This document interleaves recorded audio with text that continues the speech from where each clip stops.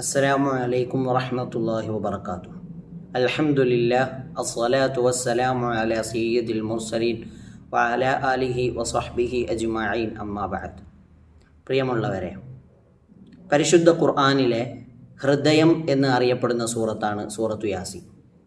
അഥവാ ഏതൊരു മനുഷ്യനെ സംബന്ധിച്ചിടത്തോളവും അവൻ്റെ ജീവിതത്തിലുടനീളം ആവശ്യമായ, അവൻ്റെ ഓരോ ദിവസങ്ങളും കടന്നു പോകുമ്പോൾ വളരെ അത്യന്താപേക്ഷിതമായി അവനിൽ ഉണ്ടാകേണ്ട, അവൻ നിരന്തരമായി പാരായണം ചെയ്യപ്പെടേണ്ട ഒരു സൂറത്താണ് സൂറത്തു യാസീൻ. നമ്മളൊക്കെ പാരായണം ചെയ്യുന്നവരുമാണ്. ഈ സൂറത്തു യാസീൻ നമ്മളിൽ അധികം ആളുകളും പാരായണം ചെയ്യുമ്പോൾ ചില തെറ്റുകൾ വരാറുണ്ട്. അതിൽ ഒരു ആയത്തിനെക്കുറിച്ച് മാത്രമാണ് നമ്മളിവിടെ ചർച്ച ചെയ്യുന്നത്. അഥവാ ആയത്തുകളിൽ മിക്ക ആളുകളും തെറ്റായി ഓതുന്നത് കേൾക്കാറുണ്ട്. അഥവാ ആയത്ത് ഖാലു യാ വൈലനാ മൻ ബഅസനാ മിൻ മർഖദിനാ ഹാദാ മാ വഅദ റഹ്മാൻ വസദഖൽ മുർസലൂൻ എന്നതാണ് ആയത്ത്. നമ്മളൊക്കെ പാരായണം ചെയ്യുന്നതാണല്ലോ. ഇവിടെ പാരായണം ചെയ്യുമ്പോൾ ശ്രദ്ധിക്കേണ്ട ഒരു കാര്യം, ഇവിടെ ഖാലു യാ വൈലനാ മൻ ബഅസനാ മിൻ മർഖദിനാ, ഈ മിൻ മർഖദിനാ എന്ന സ്ഥലത്ത് നിങ്ങൾക്ക് ഇങ്ങനെ ഒരു ചിഹ്നം കാണാൻ കഴിയും. ഇങ്ങനെ മാത്രമല്ല, ഇങ്ങനെയും അഥവാ സീൻ ഒരു ചിഹ്നം കാണാൻ കഴിയും.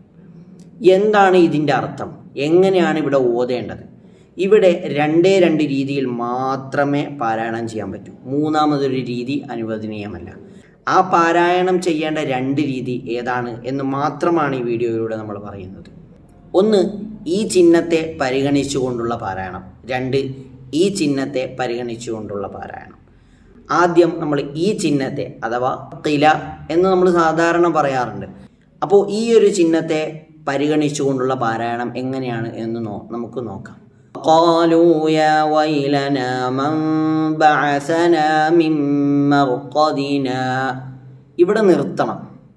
ഇവിടെ നിർത്തിയിട്ട് ശ്വാസം വിട്ട് അടുത്ത ശ്വാസം എടുത്ത് ഹാദാ മാ വഅദ റഹ്മാനു വസദഖൽ മുർസലൂൻ, ഇങ്ങനെ പാരായണം ചെയ്യലാണ് ഒരു രീതി.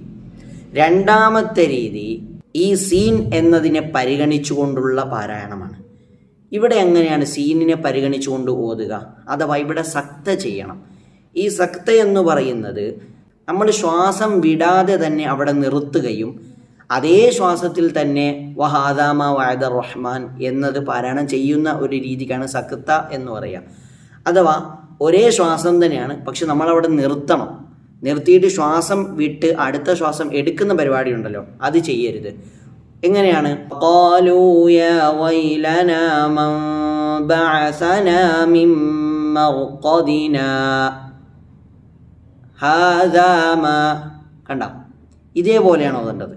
അഥവാ ശ്വാസം വിടരുത്, അതേ ശ്വാസത്തിൽ തന്നെ ഓതണം. പക്ഷേ നമ്മൾ അവിടെ എന്ത് ചെയ്യണം? ഒന്ന് സ്റ്റക്കായി അവിടെ സ്റ്റോപ്പാക്കി അവിടെ നിർത്തണം. ഈ രണ്ട് രീതി അല്ലാതെ മൂന്നാമതൊരു രീതി ഇവിടെ നമ്മൾ അവലംബിക്കരുത്. അത് അനുവദനീയമല്ല. മൂന്നാമത് ഏതാ രീതി? നേരെ ഓതിപ്പോവുക. അതാണ് കൂടുതൽ ആളുകൾ നമ്മൾ ഓതാറുള്ളത്. ഖാലൂ യാ വൈലനാ മൻ ബഅസനാ മിൻ മർഖദിനാ ഹാദാ മാ എന്ന് പറഞ്ഞ് ഇങ്ങനെ ഓതിപ്പോവും. നമ്മൾ സ്പീഡിലൊക്കെ ഓതുമ്പോൾ അങ്ങനെ ഓതാറുള്ളത്.